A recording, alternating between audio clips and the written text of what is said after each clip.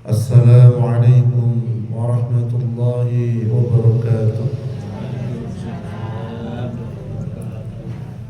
Innal hamdalillah nahmaduhu wa nasta'inuhu wa nastaghfiruh wa na'udzu billahi min shururi anfusina wa min sayyiati a'malina. Ashhadu an la ilaha illallah wahdahu la syarika lah wa ashhadu anna Muhammadan abduhu wa rasuluh. Amma ba'd. Rabbi shrah li sadri wa yassir li amri wahlul 'uqdatam min lisani yafqahu qawli.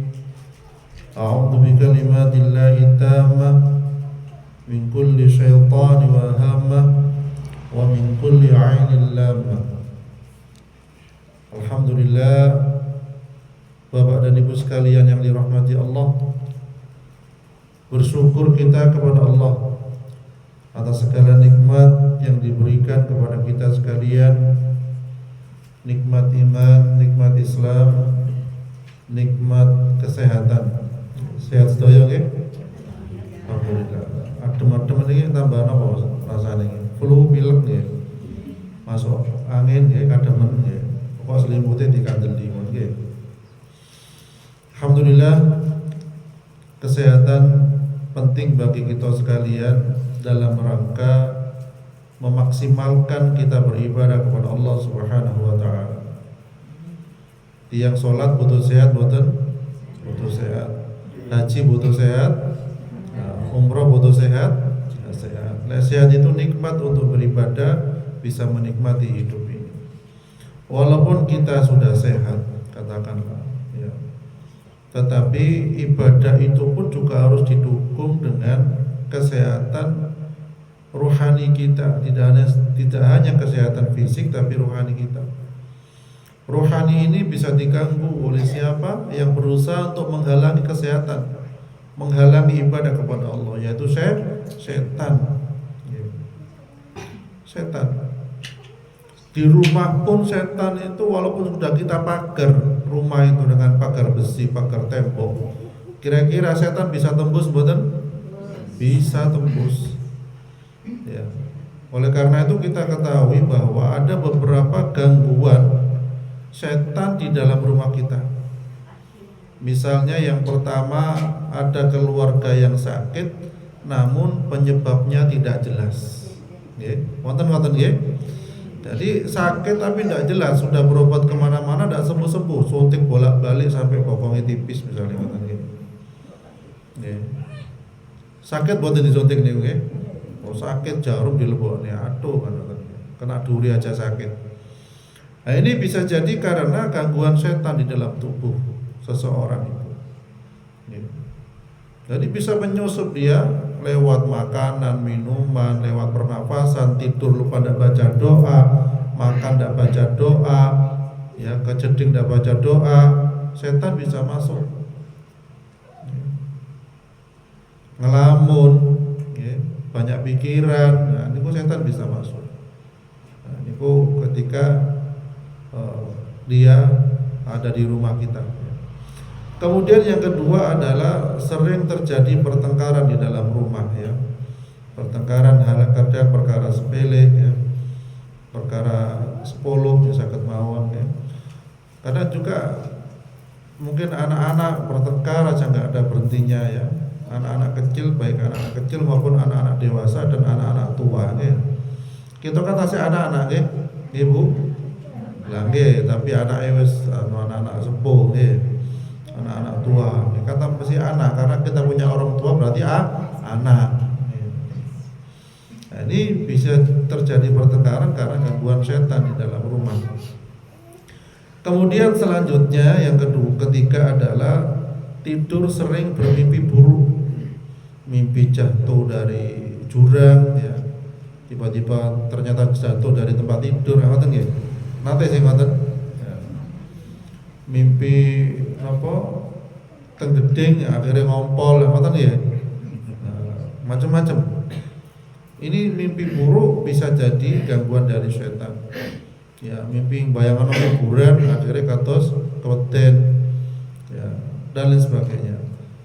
Ketika bermimpi kita dianjurkan apa? Ketika mimpi di dalam hadis disampaikan mimpi yang baik dari Allah, mimpi yang buruk dari setan. Dianjurkan ketika mimpi buruk meludah ke pundi? Ke kiri 3 kali ya. Ke kiri 3 kali meludahi simbol ya. Bukan meludah kaya sing tenanan ngoten simbol buh gitu tok mawon nggih. Mboten langsung wonten bapake make kenekan nggih. Sebaliknya lek bapak wonten istrine ya kenekan mangke nggih. Meludah simbol dengan baca ta'awudz atau al-ikhlas falaq anas. Ya, jadi mimpi buruk niku termasuk dari setan. Tidak usah terlalu banyak dihubung-hubungkan ya, kecuali mimpi itu terus-menerus. Mimpi orang itu ya, dilihat indikasinya. Orang itu mencurigakan apa enggak? Ya, misalnya sering nyawur, ketemu di CCTV, sering menebarkan garam ya, atau sering menebarkan gula atau beras kuning misalnya, itu bisa jadi indikasi sihir. Ya, dia berusaha untuk nyihir orang rumah. Atau pernah kejadian dia sering nanam bunga di tempat-tempat rumah kita ya, depan rumah terutama. Yaitu nanam maksudnya bunga-bunga yang sudah dipetik ditanam situ untuk ngasih makan jin atau setan agar nyantet orang yang ada di rumah itu. Nah, ini bisa juga menyebabkan mimpi buruk dalam diri seseorang. Kemudian yang keempat adalah gangguan setan di dalam rumah niku semacam sering kayak diawasi. Jadi kita mau ke kamar ya kayak diawasi, mau ke jeding kayak diawasi, ya. Mau keluar rumah kayak diawasi, dibuntuti. Nah, ini beberapa pasien pernah mengalami hal kados ngeten iki. Ya. Jadi ini termasuk salah satu gangguan jin di dalam rumah. Kadang anak-anak niku kejeding ajrih takut ya. Ada yang ngoten nggih. Kejeding njaluk diterne ya, tapi sakniki jedinge sekeco ada di rumah rata-rata di dalam rumah. Jeding Senin di luar rumah rata-rata ya. Di barongan. Ya. Barongane biasa di aku tilana aku. Soalnya ketika anak-anak nangis zaman dahulu didendeni kali napa? Ditakuti wah ada di genderuwo. Nah, akhirnya anaknya penakut. Jadi tidak boleh menakut-nakuti anak dengan genderuwo, pocong, ibu nggih. Nangis didendeni ngoten niku. Ditakut-takuti dengan pocong, kuntilanak, bukan ditakuti dengan Allah nek ndak salat. Ya. Wahai anak, kalau kamu nggak sholat, kamu dibakar di api neraka. Apinya panas, lebih panas daripada apinya bumi. Nah itu tidak apa-apa ditakut-takuti. Kalau kamu nggak sholat ya, kalau kamu nggak ibadah kepada Allah, hidupmu akan sengsara dunia akhirat. Ya. Jadi ngoten, kita berikan kesadaran ngoten. Bukan ditakut-takuti kalian apa bu? Pocong, ya. Hati-hati bayi tangi misalnya, padahal sepejah bayi sudah mati. Ya, jadi ngoten. Jadi ditakuti dengan syariat. Kalau makanannya udah habis nanti PTE mati misalnya ngoten nggih. Kalau udah habis mubadir, makan secukupnya. Kalau ngambil sekedarnya ya, sesuai kebutuhan. Kemudian ciri-ciri gangguan jin atau setan yang selanjutnya adalah yang kelima, suka ada bau tak sedap yang tak bersumber. Oke. Ibu-ibu nate? Ibu-ibu wonten diskusi napa niki? Pencairan dana napa pripun? Nate ndak jenengan niku teng griya bau yang tidak sedap. Mboten nate. Nggih. Bau wangi mboten nate. Bau tidak sedap wonten napa Pak ngentut biasa lain niku. Nggih. Bau wangi kemenyan tiba-tiba lewat. Atau bau napa iwak gereh ya lain niku Bu. Pokoke tanggane goreng. Kalau bau gereh tidak ada yang goreng itu bisa jadi gangguan setan. Kalau bau wangi tidak ada yang pakai minyak wangi berarti gangguan setan. Kalau bau busuk ya melebihi busuknya bangkai, nah itu berarti gangguan setan. Dan sekelebatan kadang bus. Cepat-cepat jenengan tidak usah takut baca a'udzubillahi minasyaitonirrajim atau baca ayat kursi. Ya, jadi ngoten. Saged nggih. Nah, jadi lek bau-bau busuk nggih, langsung baca ayat kursi. Ya. Jadi ngoten. Tapi ditingali ana suarane entut to ndak nggih. Kalau tertidur bapaknya entut baca ayat kursi wah. Setan hilang nggih. Ayat kursi ini selesai maca ya baune hilang nggih. Ya digoangin nggih. Jadi ngoten. Yang keenam, gangguan setan di dalam rumah niku terdengar suara-suara aneh, nggih. Suara-suara aneh itu macam-macam. Bisa gelodakan kados tikus, nggih. Bisa suara ledakan di atas atap. Dua tiba-tiba, nggih. Kadang kacanya gentengnya pecah atau plafonnya pecah, ada sih ngoten tembus ya kayak lubang, padahal plafon itu canes lubang kan biasanya ya langsung separuh atau satu plafon yang jatuh itu kadang lubang, ada yang kita temukan kayak ngoten kados dilempar batu tembus ke genteng sampai ke plafon jebol. Nah, itu biasanya juga bisa jadi gangguan jin. Ya, terdengar suara-suara aneh. Ada bayi yang misalnya kan sini dekat makam ya, sebelah makam ya. Oh sana ya, oh iya sana. Misalnya suara-suara aneh ya. Ada seorang yang baru meninggal ya, misalnya dukun atau orang yang berbuat syirik kepada Allah, tengah malam nangis ya. Nah, itu bukan mayatnya yang nangis, tapi jin yang nangis yang ngikuti dia, bisa jadi ngoten. Ditinggal mati tuannya. Nggih. Niku sanes roh ndak diterima gentayangan. Jadi mboten wonten namanya roh gentayangan ndak ada. Oh bajang gentayangan ndak ada, itu jin semua. Nggih, jadi ndak usah percaya ngoten panjenengan. Itu jin diusir, bacakan ayat kursi Al-Baqarah dan ngoten. Ya. Apalagi orang-orang yang serem-serem meninggali kadang agridu misalnya Pak, kuburane ya. Jadi ngoten. Itu jin yang bermain di sana. Karena mereka itu ketika meninggal dunia mendapat dua hal, siksa kubur atau nikmat kubur. Lek mendapat siksa kubur tidak sempat gentayangan. Lek mendapat nikmat kubur untuk apa gentayangan? Kan menikmati. Ya, jadi tidak bisa keluar dari alam kubur. Kemudian yang ketujuh adalah gangguan setan dalam rumah itu tingkah laku hewan peliharaan, yaitu itu kadang aneh. Ya. Tiba-tiba pitike borok-borok padahal wis bengi. Ya, tiba-tiba kambingnya bengok-bengok padahal sudah malam. Nah, itu bisa jadi gangguan jin yang lewat atau sihir yang lewat. Karena hewan itu bisa melihat jin. Ya, bisa melihat jin. Dan berkokoknya ayam pada waktu malam atau subuh niku karena dia melihat malaikat. Beda kalau ayam itu. Ya, berkokok malam-malam, wah malaikat lewat ini. Nah, kita dianjurkan sholat sudah sholat malam ditangekno PT, ya. Dibangunkan ayam, ya. Jadi ngoten.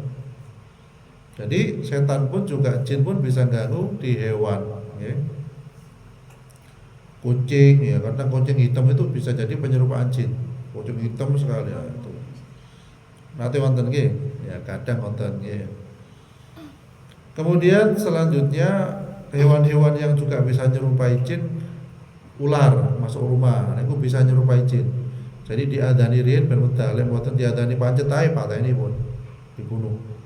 Ya, atau lari sekarang orang sekarang memanggil pemadam kebakaran, nggih. Kesuwen toko Jember ini pemadam kebakaran ini, ulone selak mlebu pateni. Nggih, berani nggih Bu nggih? Oh, wis biasa nggih. Oh, nggih pernah masuk nggih. Ya pantai ini nyala nggih, pokok sedia pentung tongkat nggih, jangan lupa.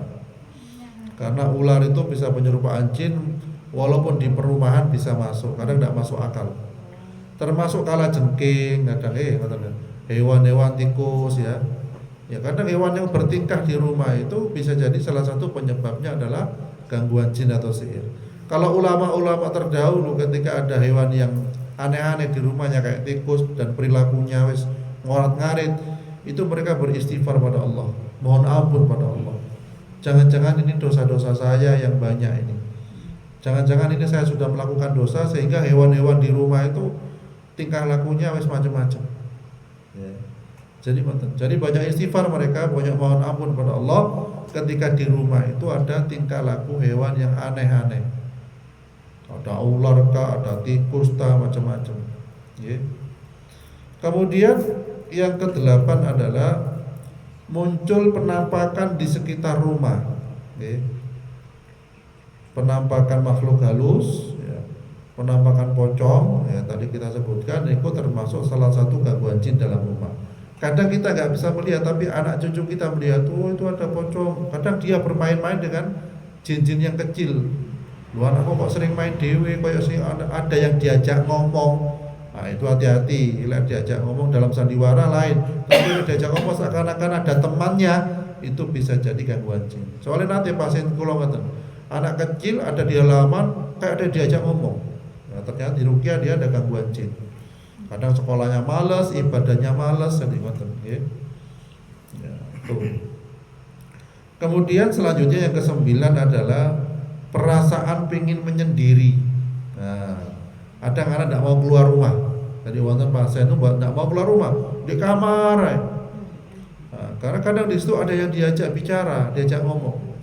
Tidak mau keluar dari rumah, itu bisa jadi indikasi gangguan jin. Padahal tiang buatan medal dari rumah sehari wes kadang sumpah, maksudnya nang halaman tanda. Okay. Jadi itu bisa jadi gangguan jin atau sihir. Ya. Kemudian yang ke-10 adalah merasa seperti ada yang menemani ketika tidur. Okay. Jadi ibu-ibu hati-hati. Lepas di film lihat bapak ada di sampingnya apa enggak. Okay. Ya. Bapak padahal pergi kok tapi kok seakan-akan malam datang menemani tidur, lah itu bisa jadi golongan jin. Jadi ada yang seperti itu. Padahal suaminya wis pergi jauh ke Jakarta karena tiba-tiba ada yang ngetuk masuk rumah menemani ya dan lain-lain.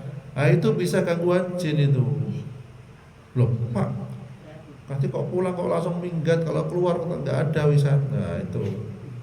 Jadi hati-hati nih. Makanya ketika tidur dianjurkan berdoa. Mboten saged doa sabisane panjenengan wis baca Al-Fatihah, ayat kursi, Al-Ikhlas, Falaq, An-Nas wis sabisanya. Tiupkan ke tangan, usapkan dari muka sampai kaki seluruh tubuh. Nggih, baca doa-doa. Terus baca apa? Supaya Allah meringankan beban kita. Subhanallah 33 kali, alhamdulillah 33 kali, Allahu Akbar 33 kali. Napa Bu? Subhanallah, alhamdulillah, Allahu Akbar. Nah itu 33 kali sedaya. Insya Allah bangunnya enteng. Okay. Enteng insya Allah. Jadi kalau tiap hari mau tidur baca itu. Okay. Setiap mau tidur baca itu. Jadi ngoten nggih.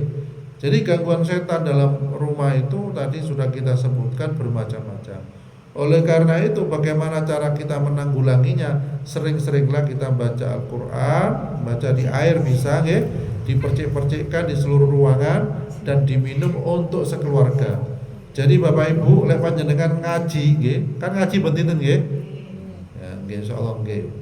Jadi dekatkan dengan air sambil nopo? Nah, sambil ditiupkan di airnya, percikkan di ruangan dan diminum sekeluarga. Ini ikhtiar berobat mengusir setan dalam tubuh kita dan sekalian ikhtiar agar tubuh kita napa sehat nggih. Jadi insyaallah ngoten nggih, mugi-mugi kita sekalian oleh Allah dilindungi dari godaan setan yang terkutuk nggih, sehingga menjadi hamba yang beriman, hamba mukmin, hamba yang dekat dengan Allah, masuk surganya Allah Subhanahu wa taala nggih. Insyaallah